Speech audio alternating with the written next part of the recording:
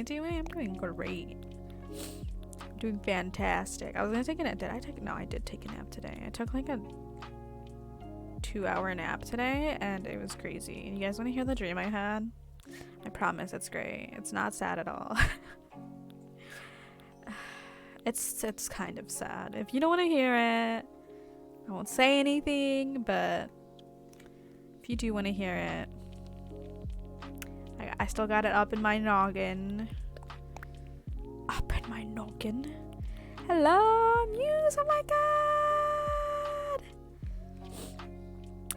Hi, Muse. I love you, bitch. How you doing? I see you've been like sort of MIA. I hope you're taking care of yourself. What's the dream? Okay. You gotta reload stream. Oh my god. Fuck Twitch, man. It's so good to see you. It's so good to see you.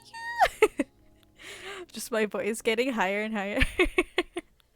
So my dream was, it was really weird. So it was about a girl who received news that her mother had passed away, and so at that time it was just like her mom and the dad, but like I don't know if the dad was like estranged or something, but it sort of felt like it was more like she was closer to her mom and her dad was like just an afterthought, right?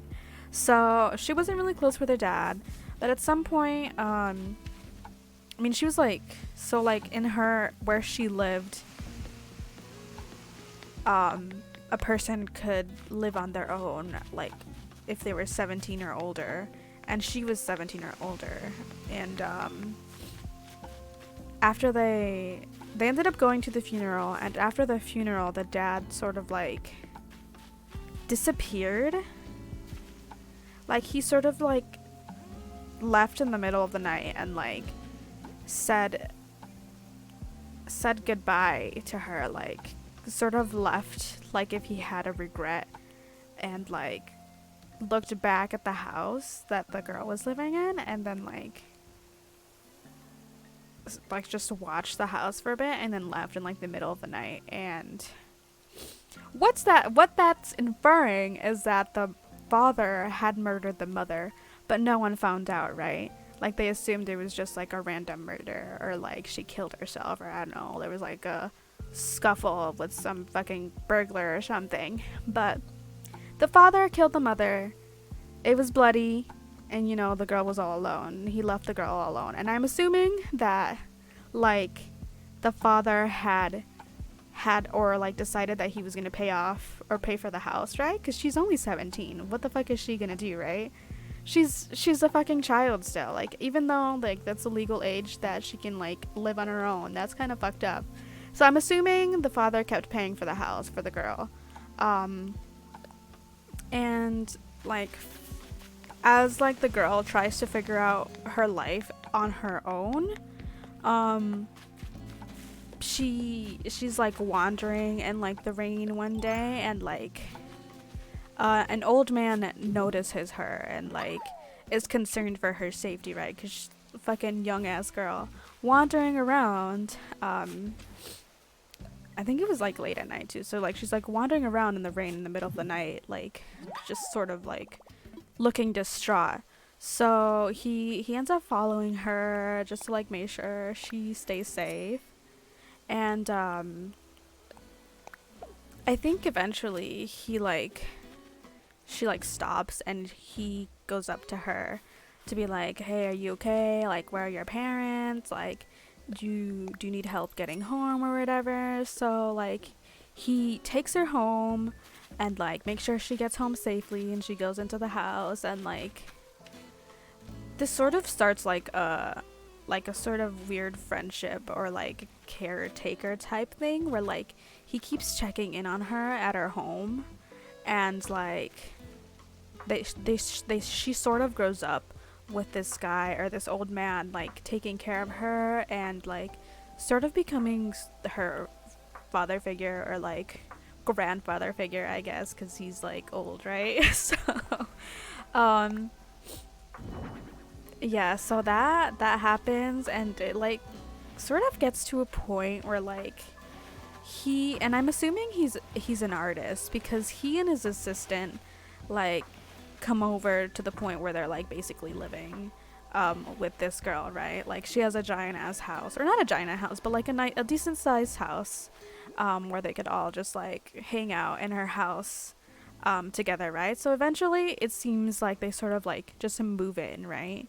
Like a cohabitation type of thing. And she grows up, and like at some point she becomes an artist. Like she starts painting as an outlet. She had a lot of traumatic things happen to her, as like her, you know, her mother getting murdered. Somehow she realizes that it was probably him that murdered her, and like she just needed an outlet, so she started painting. And one day she started like a giant painting project where like the painting was probably the size of like half of a giant room, or like just, it was huge. Okay, it was like, could have been like four or five times of her body size. So she starts painting this giant painting, and she starts using her body as like a palette for the paint. So like, I don't know, it's just really weird, but she was sitting on the painting, and she had like to sketch out, and she started using her body as a palette. And at one point she got so far into the painting that she wasn't able to like leave the painting. Like she she wasn't able to leave the painting. So she was like, she said something like, man, I wish I had like a wire or something to like help me up from this, you know, like hanging from the ceiling. And the old man, like in the room next to it, it was sort of like, so the room was like, there was one giant room, but there was like a half wall, and then like stairs on one side that half wall. So like they could hear, it was like the adjacent room, but it was the same room, so they could like hear what she was saying. So the old man heard this, and he's like, all right, well, we'll help you up. So the old man and the assistant dude of the guy go to like help her. And she wanted to deny it. She was like, no, it's okay, because she was like embarrassed. She's like, first of all, what if I'm heavy? Second of all, it's embarrassing that they have to help me out of my own painting, right? Like who says that to someone? Like, yeah, you know, sometimes someone has to help me out of my painting. Like, so they like start helping her out, and she's like, yeah, okay, just like don't touch my legs or my ankles, because she had like she had used her ankles as like a paint palette, right? So she had like paint smudge there. So she's like, don't touch my ankles, but then like she had said that as they were like grabbing her ankles, as the assistant was grabbing her ankles. So she's like, well, I guess it's too late for that. So they start helping her up, and then like take her off the painting, and like set her up straight or whatever. And she's like, wait, I can stand by myself, like, listen. So they help her out of her painting, and like her painting's almost done at this point, but it's like an image of like, I don't even know how to explain it. It's like an image of a man in the middle and a woman sort of cut off and like holding her hand. And then like on the other side of the man, there's like a little space. And if it's a image of that man slanted, leaving, you know, like leaving the frame or whatever. And like, and I do remember the color schemes and how it looked. So like it was more of like blue hues. It was sort of like sad looking, and like it was an emotional painting basically. But the story that she had come up with behind this painting was that in this one, I don't remember exactly, so I'm sort of like gonna make this up a little bit, like tweak it a little bit, because I don't remember exactly the story. But the story that I remember is that the man had married a woman, And this was like one of those marriages that you're like, you know, this was bound to happen. Like they've been so in love, they've been together for decades. Like, you know, if this didn't happen, it was like a shock to the nation or whatever, you know.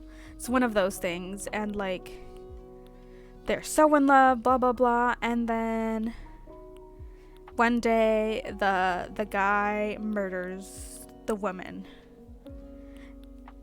you know. And the reasoning behind that, and you know, you can't really justify murder, like that's fucked up, like, you know, in any capacity for any reason. But the reasoning behind that was that he murdered her because there was a woman he loved in a different dimension. So basically in this dimension he was supposed to marry her, right? But he had memories of another dimension or another timeline where he had married like the love of his life, like his soulmate, you know. And he's like, that's the woman I feel like I belong with in every single dimension. So he murdered that woman that he was with in that dimension because he wanted to get back to the woman that he remembers from a different life.